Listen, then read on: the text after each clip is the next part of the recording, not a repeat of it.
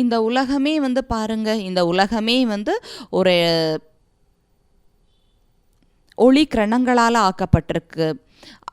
இந்த உடல்ல இந்த உலகத்துல தானே அவர் இருக்காரு. நீங்க அவருக்கு சக்தியை கொடுங்க, எண்ணங்களை கொடுங்க. ஒரு காலகட்டம் வரும், அங்கே மொபைல் கூட வேலை செய்யவே செய்யாது. பாபா ரூமுக்கு போங்க, பாபா கிட்ட எல்லாமே சமர்ப்பணம் பண்ணுங்க, அந்த ஆத்மாவை இமர்ஜ் பண்ணுங்க, அந்த ஆத்மாவுக்கு எண்ணங்களை கொடுங்க. கண்டிப்பாக அவங்களுக்கு டச் ஆகும். அது தேசத்தை கடந்து இருந்தாலும் அங்கே எல்லைகளே கிடையாது. அப்போ 5 நிமிஷத்தில் பாருங்கள், அவங்களுடைய கணவரோட கால் வந்துடுச்சு. அந்த மாதிரி கூட நடக்கும். இறைவன் யார் உதவி செய்கிறார்? இறைவன் யாருக்கு உதவி செய்கிறார் பாருங்க. யார் கள்ளம் கபடமற்றவர்களாக இருக்காங்களோ, யார் அதிகமாக புத்தியை பயன்படுத்தாமல் இருக்காங்களோ அவர்களுக்கு இறைவன் உதவி செய்கிறார். 2வது கேள்வி, எவற்றிலிருந்தெல்லாம் இறைவன் நம்மை பாதுகாக்கிறார்? 14 விஷயங்கள்லிருந்து இறைவன் நம்மை பாதுகாக்கிறார். என்னென்ன விஷயங்கள்? முதலாவது விகாரங்கள். அப்படிப்பட்ட குழந்தைகள் யார் உண்மையாக இருக்காங்களோ அவர்களை இறைவன் பாதுகாக்கிறார்.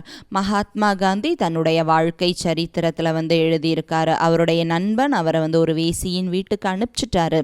அங்கேருந்து எப்படி அவருக்கு டச்சிங் ஏற்பட்டுச்சு, பாதுகாப்பு கிடைச்சது. அங்கேருந்து வெக்கப்பட்டு அவர் வெளியில் வந்துட்டார். பலமற்றவர்களுக்கு இறைவன் பலத்தை கொடுக்கக்கூடியவராக இருக்காரு. பலமற்றவர்களுக்கு இறைவன் பலத்தை கொடுக்கிறாரு. அவருக்குள்ள அந்த பண்புகளை கடைபிடிக்கக்கூடிய ஒரு துணிச்சல் வந்துடுச்சு. அதன் மீது அவர் ஒரு சாப்டரை எழுதியிருக்காரு. பகவான் எதிலிருந்து பாதுகாக்கிறாரு? விகாரத்திலிருந்து பாதுகாக்கிறார். விகாரம் அப்படிங்கிறது ரொம்ப பயங்கரமானது. இறைவனே ஏற்றுக்கிறாரு. நிறைய ஆசைகள் இருக்குது. இது ஒரு யுத்தம் அப்படின்னு எழுதப்பட்டிருக்கு. இது யுத்த மைதானத்தில் நீங்கள் இருக்கீங்க. பெரிய பெரிய மகாரதிகள் கூட மாயையின் வாய்க்குள்ளே போயிடுறாங்க, துரோகிகள் ஆயிடுறாங்க. பாபா கிட்ட இருந்த முகத்தை திருப்பிக்கிறாங்க. அந்த மாதிரி துரோகிகளுக்கு குறைவே கிடையாது. இன்றைய முரளியில் பாபா சொல்லியிருக்காரு, அவர்களுக்காக நியாய தீர்ப்பு சபை அப்படிங்கிறது உருவாக்கப்பட்டிருக்கு. யார் உண்மையானவர்களாக இருக்காங்களோ அவர்களை இறைவன் பாதுகாக்கிறார். உள்ளுக்குள்ள நம்ம உண்மையாக இருக்கும்ப இறைவனின் பாதுகாப்பு. 2வது தவறான கர்மங்கள், விகர்மங்கள். விகர்மங்கள் அப்படின்னாலே விகர்மம், தவறான கர்மம், பாவ கர்மம். விகர்மம் செஞ்சாச்சு, ஆனால் அதோட ஞாபகம் மறக்கிறதே இல்லை. அதோட ஞாபகம் இருந்துக்கிட்டே இருக்கும். சட்டம் அவர்களுக்கு தண்டனை கொடுத்தாலும் இல்லை என்றாலும் 20 வருடங்கள், 30 வருடங்கள், 15 வருடங்கள் ஒரு தவறுக்கான ஒரு கேஸ் நடந்துக்கிட்டே இருக்குன்னா எவ்வளோ உள்ளுக்குள்ளே ஒரு மென்டல் டார்ச்சர் இருக்கும். 20 வருஷத்துக்கு அப்புறம் கோர்ட் சொல்லும், ஓகே உங்களுக்கு விடுதலை. ஆனால் இந்த 20 வருடங்கள் ஒவ்வொரு நொடியும் எவ்வளோ பயங்கரமானதாக இருந்தது. கண்டிப்பாக அவங்க தண்டனையை அனுபவிச்சுக்கிட்டே தான் இருந்தாங்க. அப்போ இறைவன் விகர்மத்திலிருந்து நம்மை பாதுகாக்கிறார். சின்ன பெரிய தவறுகள் ஏதாவது நடக்குது, பெரிய பெரிய தவறுகள் ஒரு பொழுதும் நடக்கக்கூடாது. ஸ்திதி மேலும் கீழுமாக ஆயிடுது. இறைவன் டச் பண்ணுவார் நம்மளை. திடீர்னு நமக்கு ஏதாவது நடக்கும், இது செய்யக்கூடாதுன்னு டச்சிங் கிடைக்கும். அதை ஒரு டிவைன் இன்டலெக்சுவல் அப்படின்னு சொல்லலாம். இறைவனுடைய அந்த தொடுதல், இறைவனோட டச்சிங்ஸ் ஃபீல் ஆகும். அடுத்தது வீணானவற்றிலிருந்து பாதுகாக்கிறார். வேஸ்ட்லேருந்து பாதுகாக்கிறார். யார் உண்மையாக இருக்காங்களோ அவங்களுக்கு பாதுகாப்பு. யார் உண்மையாக இல்லை, உள்ளுக்குள்ளே மேலும் கீழுமாக இருக்காங்க, ஒரு வீணானவை, பல வீணானவைகளுக்கு ஜென்மம் கொடுக்குது. ஏன் இவங்க செஞ்சாங்க, ஏன் அவங்க அப்படி பண்ணாங்க, யாருக்கு என்ன செய்யணுமோ என்ன வேணா செய்யட்டும். கபீர் சொல்கிறாரு, அவர் அவர் டெய்லியும் வந்து பக்தி பூஜைகள் செஞ்சுட்டு வரார். அவருடைய குடிசைக்கு முன்னாடி ஒருத்தர், இந்த மாமிசம் வெட்டக்கூடிய ஒருத்தர் வந்து உட்காந்துட்டு இருக்காரு. ஆடை வெட்டுறாரு, மாடு வெட்டுறாரு, எவ்வளோ பாவம். கபீர் வந்து சொல்கிறாரு, உன்னுடைய குடிசையானது வந்து கழுத்தை வெட்டக்கூடியவர் அவருக்கு முன்னாடி இருக்கு. யார் என்ன செய்கிறாங்களோ அவர்களுக்கு அதற்கான பலன் கிடைக்குது. நீங்கள் ஏன் அதை பற்றி யோசிக்கிறீங்க? நீங்கள் உங்கள் காரியத்தை செய்யுங்க. மற்றவங்க செய்கிறத பற்றி நீங்கள் ஏன் யோசிக்கிறீங்க? ஏன் மற்றவங்களுக்கு நீதிபதியாக நீங்கள் வந்து ஆகுறீங்க? பாபா கண்டிப்பாக அவர்களுக்கு நீதி கொடுப்பார். நீங்கள் ஏன் நீதி கொடுக்குறீங்க? நீங்கள் உங்கள் காரியத்தை செய்யுங்க அப்படின்னு சொல்லப்பட்டிருக்கு. பாபாவுக்கு தெரியும் யாருக்குள்ள என்ன நடக்குது, யார் உண்மையானவர்கள், யார் பொய்யானவர்கள், போலியானவர்கள். நமக்கு யாருமே அதிகாரம் கொடுக்கவே இல்லை. பிறரை தீர்மானிக்கிறதுக்கு அதிகாரம் கொடுக்கவே இல்லை. வீணானவற்றிலிருந்து இறைவன் பாதுகாக்கிறாரு. அடுத்தது நெகட்டிவிட்டி, எதிர்மறையான விஷயங்கள். உலகத்தில் எவ்வளோ எதிர்மறை விஷயங்கள் இருக்கு. உலகமே வந்து எதிர்மறையான விஷயத்தின் ஒரு கடலாக இருக்கு. ஒன்றுக்கு பின்னாடி போனால் 100 விஷயங்கள் வந்துடுது. ஒருத்தருடைய ஒரு கெட்ட விஷயத்தை பார்த்தீங்கன்னா அங்கே 1000 கெட்ட விஷயங்கள் உங்களுக்கு வந்துடுது. ஒரு ஃபோல்டர் ஃபுல்லாக 1000கணக்கான ஃபைல்ஸ் தான் இருக்குது. அப்போ இறைவன் என்ன பண்ணுறாரு? உண்மையானவர்களை பாதுகாக்கிறார். ஸ்தூலமான பாதுகாப்பு கிடையாது, இறைவன் சூட்சும பாதுகாப்பு கொடுக்கிறாரு. உலகத்தில் ஸ்தூலமான பாதுகாப்பு பாருங்க, பிரகலாதன், மீரா, அதுக்கப்புறமா டாக்கூர், இவங்களை எல்லாருமே இறைவன் வந்து பாதுகாக்கிறார். ஸ்தூலமான பாதுகாப்பு. இங்கே எதிர்மறை விஷயங்களிலிருந்து இறைவன் நம்மை பாதுகாக்கிறார். எதிர்மறை விஷயங்கள் நடக்கிறதே ஸ்டாப் ஆயிடுது. மனசில் எந்த எதிர்மறை விஷயங்களும் வராது. இது வரதானம். அடுத்த விஷயம் பார்த்தீங்க அப்படின்னா 5வது விஷயம், பழைய சன்ஸ்காரங்கள்ல இருந்து பாதுகாக்கிறாரு. பழைய சன்ஸ்காரங்களோட பாதிப்பு. பழைய சன்ஸ்காரங்கள் நம்முடைய எதிரி. உள்ளுக்குள்ளே அப்படிப்பட்ட ஒரு நெருப்பை நம்ம வந்து வைக்கணும். எதுவுமே நம்மளை எதிர்க்க முடியாத அளவிற்கு, நம்மிடம் போராட முடியாத அளவிற்கு இந்த ஒரு பழைய சன்ஸ்காரங்களை நெருப்பை போல நம்ம எரிச்சிடணும். 10 வருஷமாக வரவே இல்லான திடீர்னு அழுகை வருது. பழைய சன்ஸ்காரம் அடிக்கடி எதுலையாவது துக்கத்தில் இருக்கிறது, வெறுப்படைகிறது, திடீர்னு வருது. 10 வருஷமாக இல்லை, ஆனால் திடீர்னு இப்போ வந்துடுச்சு. ஒவ்வொருத்தருமே நம்ம வந்து இந்த ஒரு இமேஜினேஷன் வந்து பண்ண முடியும். ஒரு புத்தகம் நீங்கள் இமேஜின் பண்ணிக்கோங்க, என்னுடைய வாழ்க்கையின் புத்தகம். அந்த புத்தகத்தில் வந்து பயங்கரமான காட்சிகள் நடந்திருக்கு. ஸோ அந்த ஒவ்வொரு காட்சிகளையும் ஒரு பேஜாக நீங்கள் வந்து நினச்சிக்கோங்க, ஒவ்வொரு பக்கங்களாக நினச்சிக்கோங்க. அமிர்த வேலை அந்த சாப்டரை கிழிச்சிடுங்க, பாபாவுக்கு முன்னாடி அதை எரிச்சிடுங்க. அதை தூக்கி எறிய வேண்டாம். அமிர்த வேளையில் பாபாவின் முன்னால் யோக அக்னியில் எரித்து விடுங்கள். அந்த ஒரு தவறான பயங்கரமான விஷயங்களை, வாழ்க்கையின் பக்கங்களை எரித்து விடுங்கள். முடிந்து விட்டது. வாழ்க்கையின் புத்தகத்தில் அந்த சாப்டரே கிடையாது. அந்த ஒரு பயங்கரமான விஷயங்களோட சாப்டர் கிடையாது, சாம்பல் கூட கிடையாது. சொல்லப்படுது ஃபீனிக்ஸ் பறவை, அது வந்து நெருப்பிலிருந்து உயிர் தெழுகிறது, சாம்பலில் இருந்து உயிர் தெழுகிறது அப்படின்னு வந்து சொல்லப்படுது. ஃபீனிக்ஸ் பறவையை பற்றி அது இருக்கா இல்லையான்னு தெரியாது, ஆனாலும் அப்படி வந்து சொல்லப்படுது. அது வந்து எரிந்து போன நெருப்பில் இருந்து சாம்பலாகிவிட்ட பிறகு அது வந்து எழுந்து வருதுன்னு சொல்லப்படுது. ஸோ அதே போல தான் நம்முடைய பழைய சன்ஸ்காரங்கள் கூட எழுந்து வந்துடும். அதனால் வந்து வாழ்க்கை எனும் புத்தகத்தில் நடந்து முடிந்த பயங்கரமான நிகழ்வுகள் இந்த புத்தகத்தில் இந்த ஒரு பேஜ், அதை வந்து அப்படியே நீங்கள் கிழிச்சிடுங்க, எரிச்சிடுங்க, அதை சாம்பலாக்கிடுங்க, அதையும் கரைத்து விடுங்கள். அரபி பெருங்கடலில் நீங்கள் வந்து கரைச்சிடுங்க. அப்படியே வந்து ஹிந்து மகா பெருங்கடலில் நீங்கள் வந்து கரைச்சிடுங்க. அதை வந்து வச்சுக்காதீங்க, கடலில் முற்றிலுமாக கரைத்து விடுங்கள். அந்த பேஜ் இருந்ததா என் வாழ்க்கையில் இது நடந்துச்சா அப்படிங்கிற அடையாளம் கூட இருக்கவே கூடாது, கொஞ்சம் கூட இருக்கவே கூடாது. வாழ்க்கைக்கான புதிய புத்தகத்தை உருவாக்குங்கள். பழைய சன்ஸ்காரங்கள். அடுத்தது பழைய முடிந்து போன விஷயங்களின் வலி நிறைந்த நினைவுகள். இது கூட நம்முடைய எதிரி தான். இதிலிருந்து இறைவன் நம்மை பாதுகாக்கிறார். யார் உண்மையாக இருக்காங்களோ அவங்களுக்கு தான் இறைவன் பாதுகாப்பு வந்து கொடுக்கிறாரு. இல்லை அதே நினைவுகளை என்கிட்ட இப்படி நடந்துடுச்சு, இவங்க இப்படி பண்ணிட்டாங்கன்னா அவங்களுக்கு பாதுகாப்பு கிடைக்காது. பழைய வலி நிறைந்த நினைவுகள்லேருந்து இறைவன் பாதுகாக்கிறாரு. அதுக்கப்புறம் கவலைகள் என்னாகும் ஏதாகும், அதிலிருந்து பார்த்திங்கன்னா பயம். அடுத்த விஷயம், பயம் ஒரு மிகப்பெரிய எதிரி. இறைவன் பயத்தில் இருந்து நம்மை பாதுகாக்கிறார். உலகத்தில் எல்லாருமே பயத்தில் இருக்காங்க. ஏன் பயம் தெரியல, ஆனால் பயப்படுறாங்க. டெய்லியுமே ஓபியில் நிறைய பேர், ஒருத்தர் 2 பேர் வராங்க, பயம் ஏற்படுது, ஏன்னு தெரியலை. உள்ளுக்குள்ளே பயமாக இருக்குது. ஏன் பயமாக இருக்குது? ஏதாவது டென்ஷன் இருக்கா? இல்லை, ஆனாலும் பயம் இருக்குது. ஏதேனும் ஒரு பயம் இருந்துக்கிட்டே இருக்குது. எதுவும் நடந்துடக்கூடாதுங்கிற பயம். என்ன நடக்கும்? அந்த பயம். ஆனால் என்ன நடக்க போகுது தெரியவே இல்லை. ஸோ பயத்தில் தான் இருக்காங்க. பாதி ராத்திரியில் விழிப்படைகிறாங்க, பயத்தில் விழிச்சுக்கிறாங்க, அப்படி வேர்த்து விறுவிறுத்து போயிடுறாங்க. உள்ளுக்குள்ளே அவ்வளோ பயம் இருக்குது. பிகேஸ்க்கு குறைவாக இருக்குது, ஆனால் வெளியில் இருக்கவங்களுக்கு மிக அதிகமாக இருக்குது. அடுத்த விஷயம் பார்த்தீங்க அப்படின்னா, அடுத்த கவலைகள். யார் கடவுளோடு இருக்காங்களோ அவங்க கவலையற்றவர்களாக இருக்காங்க. எல்லா கவலைகளையும் இறைவனுக்கு கொடுத்துருங்க. ஏன் நீங்கள் டென்ஷன் ஆகுறீங்க? டென்ஷன்லேருந்து இறைவன் பாதுகாக்கிறார். பயங்கரமான சூழல்கள்லேருந்து இறைவன் பாதுகாக்கிறார். மிக கடினமான சூழல்கள்லேருந்து நம்மை பாதுகாக்கிறார். வாழ்க்கையில் நம்ம யோசிக்காத சூழல்கள் கூட வரலாம்.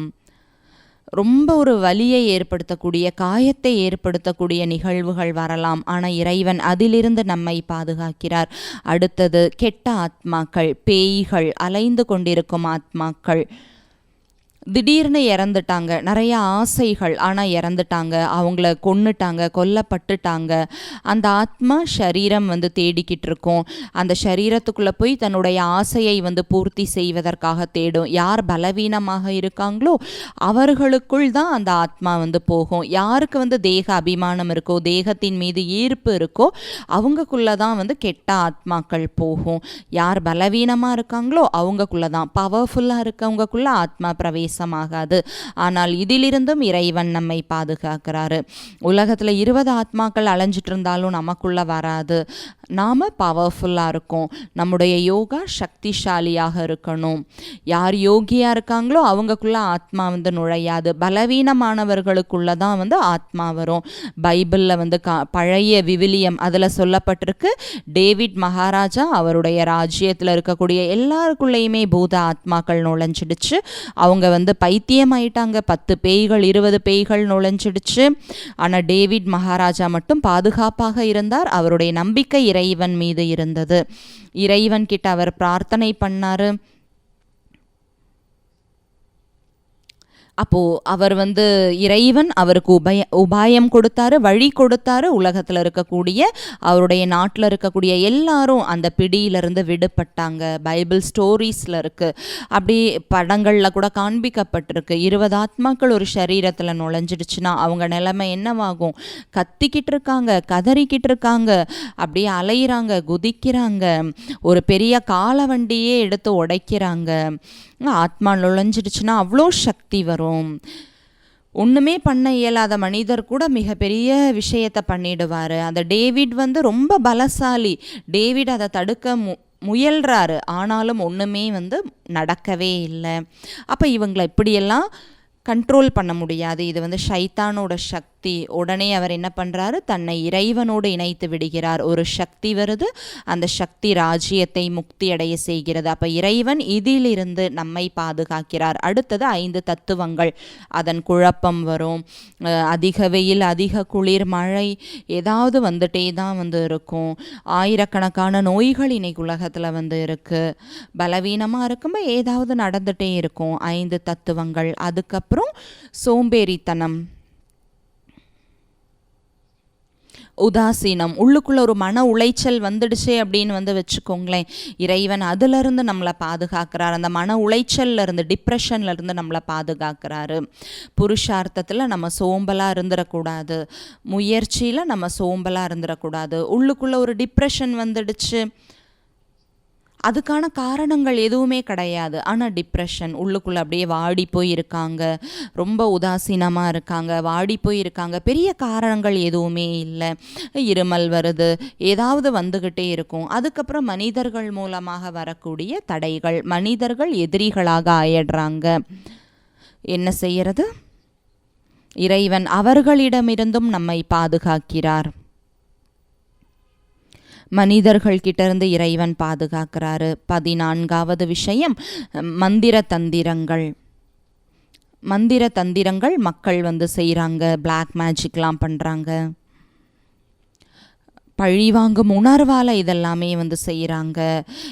இவங்க இவங்களுக்கு கெட்டது நடக்கட்டும், இவங்க நல்லா இருக்கக்கூடாது, அவ்வளோ ஒரு மோசமான உணர்வோட, ஒரு ஈவில் பர்பஸில் இதெல்லாமே செய்கிறாங்க. இவங்க இறந்துடணும், இவங்களுக்கு நல்லது நடக்கக்கூடாது, இவங்க கிட்ட அது நடக்கணும், இது ஆனால் இதோட பாவம் மிக பெரியது, மிக பெரிய பாவம், எல்லாத்த விட பெரிய பாவம் இதுதான். பிராமணர்களுக்கான பாவம், மிக பெரிய பாவம் இதுதான். ஒரு உதாரணமாக சொல்லலாம், ஒரு கிறிஸ்துவ குடும்பம் இருந்தது. அதில் கணவன், மனைவி, குழந்தைகள் சாப்பிடும்போது இறைவனை நினைவு செய்வாங்க, ஆஃபீஸ் போகும்போது இறைவனை நினைவு செய்வாங்க, உணவு சமைக்கும்போது இறைவனை நினைவு செய்வாங்க, விளையாடும்போது கூட கடவுளை நினைப்பாங்க. அவங்களோட பக்கத்து வீட்டுக்காரருக்கு அவ்வளோ ஒரு பொறாமை, என்ன எப்போ பார்த்தாலும் லெட்டஸ் ப்ரே, கடவுளை நினைக்கலாம், பிரார்த்தனை பண்ணலான்னு சொல்கிறாங்களே. அப்போ அவர் ஒரு தாந்திரிகர்கிட்ட போகிறாரு. அவங்க வீட்டுக்கு நெருப்பு வச்சுருங்க, ஏதாவது இவங்க வீட்டுக்கு செஞ்சிடுங்க. அந்த மந்திரவாதி சொல்கிறாரு, இது என்னோட வலது கை விளையாட்டு, நான் ஈஸியாக செஞ்சிருவேன். ஸோ அவர் போகிறாரு, அந்த வீட்டுக்கு போகிறாரு. நாலாபுறமும் அந்த வீட்டை சுற்றி அப்படியே நெருப்பு இருந்துக்கிட்டே இருக்குது. ஒரு சப்தம் வருது, உள்ளுக்குள்ளே நீ நுழைஞ்சனா ஒன்றை நான் எரிச்சிடுவேன் அப்படின்னு அந்த சப்தம் சொல்லுது.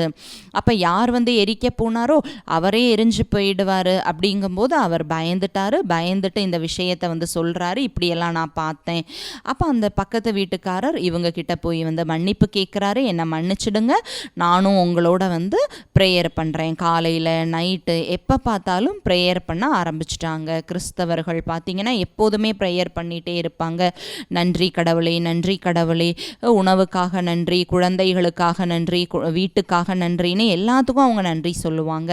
நன்றி சொல்லும்போது ஒரு பாசிட்டிவான சக்தி அதில் இருக்குது. 3வது கேள்வி, எப்படி பாதுகாக்கிறார்? இறைவன் நம்மை எவ்வாறு பாதுகாக்கிறார்? 1, இறைவன் அவராகவே விடுகிறார். அவருடைய குடைநிழலில்,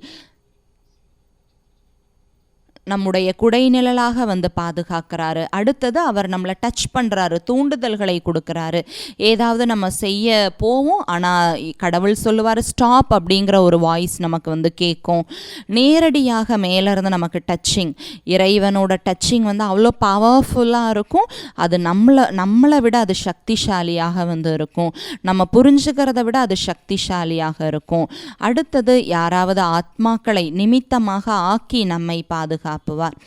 ஸோ யாராவது ஆத்மாக்களை நிமித்தமாக மாற்றிடுவார்.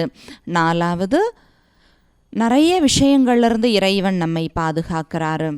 அவருடைய ஞானத்தினால், ஸ்ரீமத்தினால், விதிமுறைகளால், தினச்சரியையால், தாரணைகளால், இந்த ஒரு பிராமண பரிவாரத்தில் நாம் இருக்கும் பொழுது, யஜ்யத்தில் இருக்கும் பொழுது, மதுபனில் இருக்கும் பொழுது, இந்த கோட்டையில் இருக்கும் பொழுது தானாகவே பாதுகாப்பு ஏற்பட்டு விடுகிறது. ஏனென்றால் எல்லாமே இறைவனுடையது.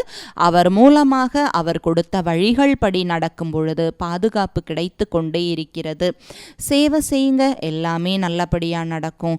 ஒரு அவ்யக்த முரளி பாபா சொல்லியிருக்காரு, ஒரு நம்பிக்கை இல்லாத விஷயம், ஒரு ஹோப்லெஸ் கேஸ், ஆனால் அவங்களுக்கு நீங்கள் சேவை செஞ்சீங்கன்னா கூட உங்களுக்கு பதவி உயர்ந்து விடும். உங்களை எதிர்க்கிறாங்க, உங்களை வெறுக்கிறாங்க, ஆனால் அவங்களுக்கு நீங்கள் சேவை செய்கிறீங்க, உங்களுக்கு இறைவனின் பாதுகாப்பு கிடைச்சிட்டே இருக்கும், உங்களுடைய பதவி உயர்ந்து விடும். அடுத்தது தூய்மையின் சக்தி. இறைவன் தூய்மையின் சக்தியால் நம்மை பாதுகாக்கிறார். அடுத்தது யோக பலத்தினால் இறைவன் நம்மை பாதுகாக்கிறார். இறைவன் மீதான அன்பு கண்ணீர் விட வேண்டும். இறைவன் மீதான அன்பு. அந்த அன்பு நம்மை தானாகவே பாதுகாக்கும். தானாகவே அந்த பாதுகாப்பு கிடைச்சிட்டே இருக்கும். எதுவுமே செய்ய வேண்டாம். அடுத்த விஷயம், கடைசியில் 7வது விஷயம், இறைவனுடன் அனைத்து உறவுகளையும் இணைத்து விடுங்கள். அவர் பாடிகார்டாக வந்துடுவார், வாட்ச்மேனாக வந்துடுவார். குழப்பத்தில் இருக்கும். ஆனால் இறைவன் அப்படிப்பட்ட ஒரு புரிதலை கொடுப்பாரு. நம்ம அந்த மோகமே காணாமல் போயிடும், பிரச்சனைகள் காணாமல் போயிடும். நம்ம எதுவுமே செய்ய வேண்டாம், இறைவன் பாதுகாப்பு கொடுத்துட்டே இருப்பார். அதனால் இந்த 3 விஷயங்கள், யாரை பாதுகாப்பார், எப்படி பாதுகாப்பார், எதன் மூலமாக நம்மை பாதுகாப்பார், கூடவே நாம் என்னவாகணும், சக்திசாலியாக ஆகிவிட வேண்டும். உங்களுடைய பார்வையை ஆகாயத்தின் மீது வையுங்கள்.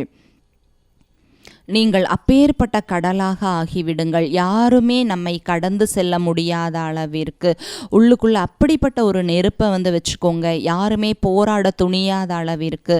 யார் இறைவனுடன் இருக்கிறார்களோ அவர்களுக்கு இறைவனின் பாதுகாப்பு கிடைக்கும். அவர்களை யாருமே கொல்ல முடியாது.